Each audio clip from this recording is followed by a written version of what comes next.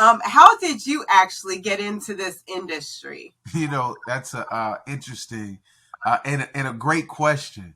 It's one because people think that when I started, like I wanted to get into the mobile food business. It was actually the opposite. I wanted a restaurant, right? And restaurant have so much cost and there's so much money associated with starting to, there's way more fixed expenses in a restaurant than there is with a mobile food business. And so it was around the time I was getting out of the military, which is around 2005, that I had created this big old business plan to open up a restaurant. And it's funny because I ended up getting like a blueprint from a company. I paid this money for a generic restaurant business plan, and I had to specialize it for the niche that I was going to do, which was barbecue. And I had these 5-year financials, and it was 3 sets: financials for break even analysis, 5-year worst case, and 5-year best case scenario.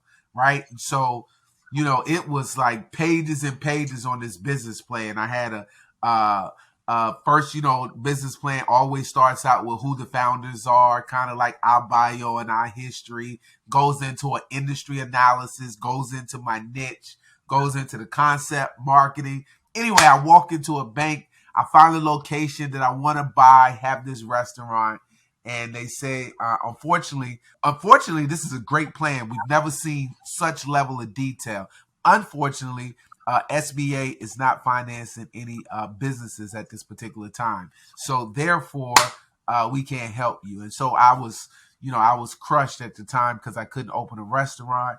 A lady I had met had a mortgage company. She was like, "Hey, you're great with people. Come on in and we'll show you the money game."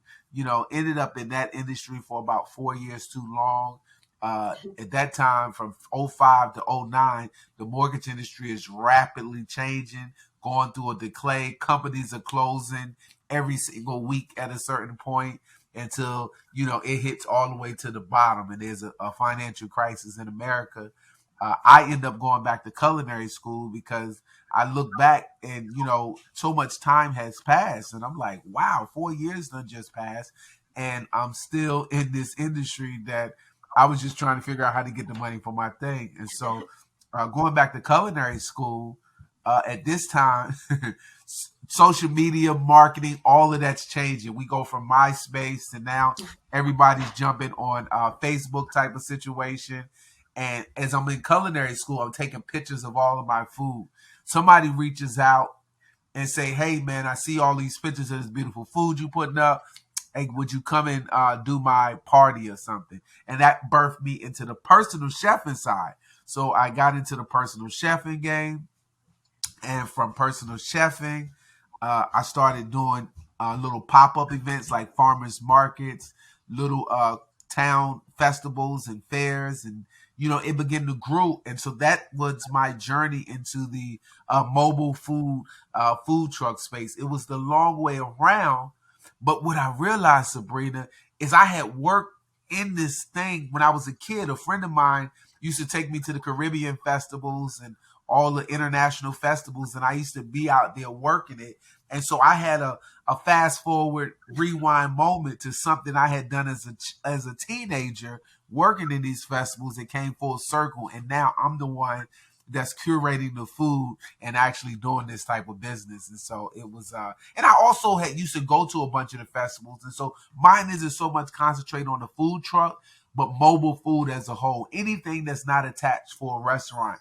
So the personal chefs, you talk about the caterers, you talk about the food concessions, the people, anybody who has like a passion for cooking a dish and want to get it out to the masses.